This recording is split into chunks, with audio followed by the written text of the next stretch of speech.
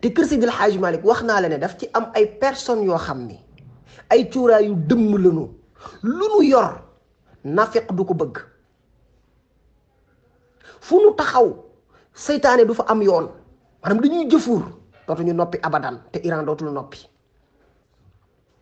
démb dafa doon attaqué ñoñ xadara bi tey boppam la attaqué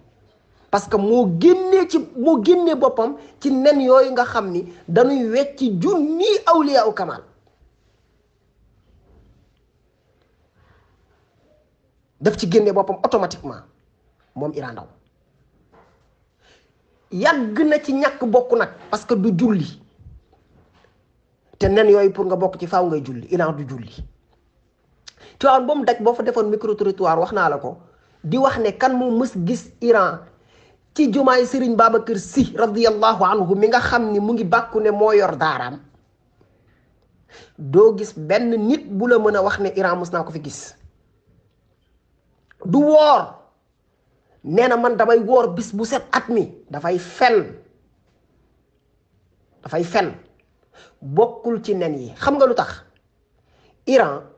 wóoluwul ku yàlla mi ko bind sax wóoluwu ko waxuma laa di wóolu ku yàlla bind moom Iran tellement ay gàllaaj tax na du julli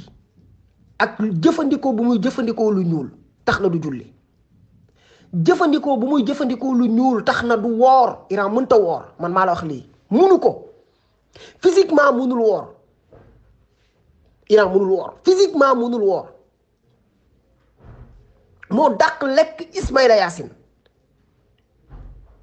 dafa wóoluwul ku yàlla bind ba di lekk ci sa jotaay Iran du dugg armel ndax ay xam-xam yu ñuul donc yàgg na jëf ay jëf yuy wane ne moom musul bokk ci nen yooyu nga xam ni dañuy peser